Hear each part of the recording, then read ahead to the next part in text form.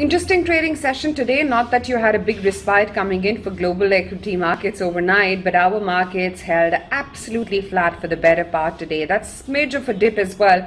Got bought into, and to be honest, that's exactly been the market texture all of the week gone by. Ever since that aberration coming in on the US bond yields and question marks being raised about inflation, US economic recovery, and thereof what the central bank action is going to be.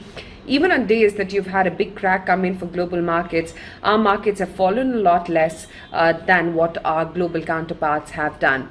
That said, today turned out to be a very flat session, smidge of a dip, but that got very swiftly bought into. 15,720 is how we shut shop at the end of the day. The market breadth as well struggled and then finally closed in favor of the advances, although by a slim margin. The stock today, of course, was TCS.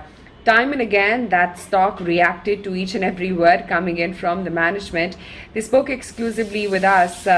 While the stock went in absolutely flat today into that conversation and opened flat, it did see a pick up of about almost 0.5%, a dip coming in of about 1.5%, a pick up again, and then finally a dip closing in pretty much at the session lows, down about almost 1.5% for TCS on closing bell. That said, let me also walk you through what some of the other pressure points were. Bajaj Auto was a laggard today. There was Ayesha Motors, there was Axis Bank, HDFC Bank, Reliance Industries, TechM, IndusInd Bank, ICICI Bank. So largely the private banking names along with technology which were a laggard. On the flip side, Bajaj Fin, an excellent move on the stock, 4% traction coming in. Tata Steel sprung up in the dying minutes of trade, managed to close in with 1.5% gain.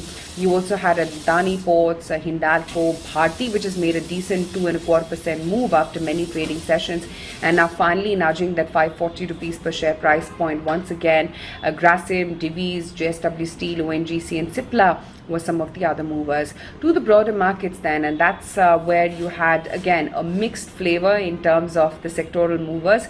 Granules 8.25% at the session highs.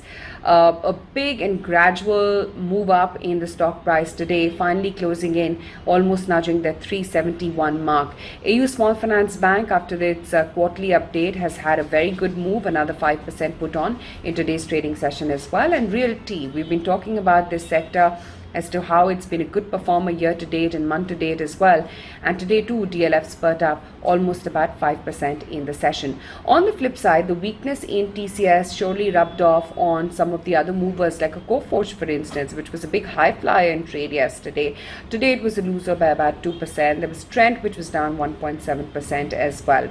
Amongst the winners, some other movers like a Page as well, which held out a solid 2.25%. But come next week, lots of earnings. And I guess that's going to be the market focus, and fingers crossed on if at all there's a big shake-off from global equity markets.